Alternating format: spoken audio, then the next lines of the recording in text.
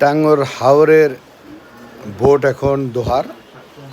কিশোরগঞ্জ টাঙ্গর হাওরে আর যাইতে হবে না, আমরা দোহার নারিশা ঘাটে গেলেই পাচ্ছি টাঙ্গার হাওরের স্বাদ। সুন্দর বোটগুলা এখন আমাদের পরিচিত দোহারে আছে।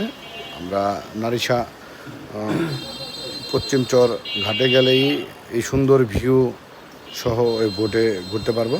আমরা আপনাদের দেখালাম এখন ছাদের উপরে ভিউ। এখন আমরা নিচে নামতেছি।